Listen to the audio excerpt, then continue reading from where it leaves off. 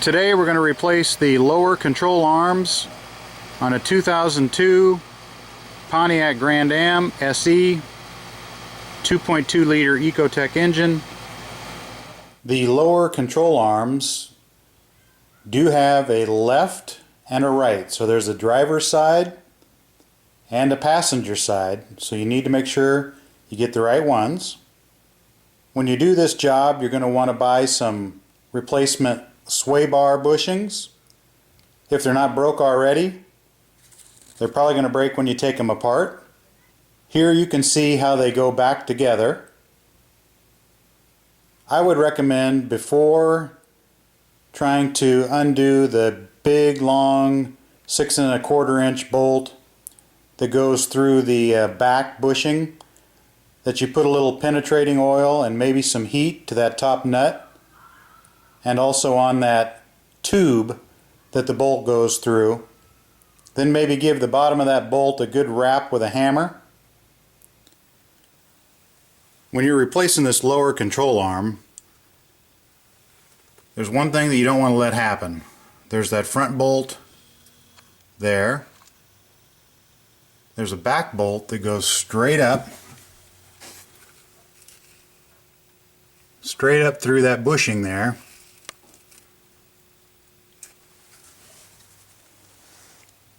You don't want to let that bolt snap off on you. It's not a good feeling. This bolt is a M14-2.0 times 160 millimeter. You can see that bolt just barely. It goes through that nut, which is actually a nut that slides in over a piece of framing there. So that nut could be replaced also. That bolt then goes down through a bit of a tube and then on in through the bushing of the lower control arm, eventually through that hole there, which if we looked right up in there, there's a bolt snapped off in there. If you do snap that bolt, you might find yourself at the friendly neighborhood junkyard. This actually isn't a Pontiac, but it worked just fine. Here's the bolt that snapped off up there. Obviously this isn't the one that snapped. This is a replacement.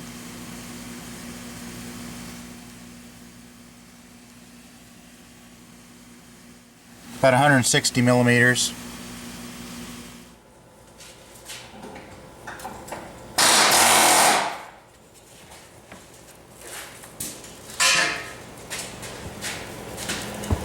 That bushing should not be loose like that. What? Talking to myself. Oh.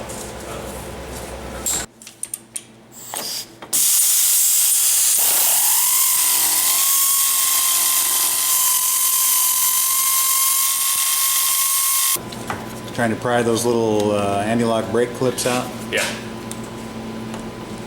Got it.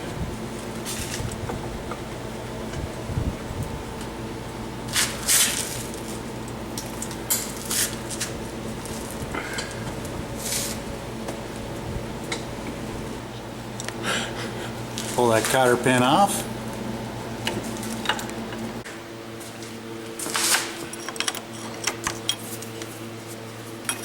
Then you snap it. Like that. And you break these ball joint looses too. As long as you have a flat-headed bit. Now normal people might use a pickle fork and a hammer to beat on that little ball joint thing, but not here.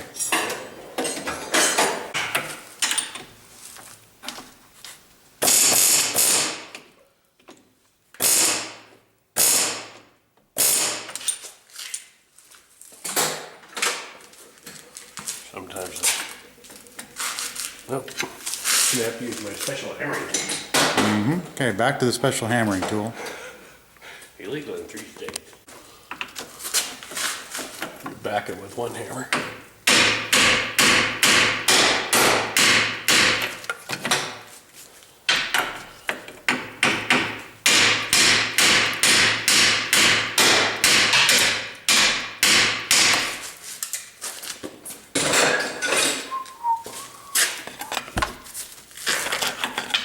bolt's not gonna go.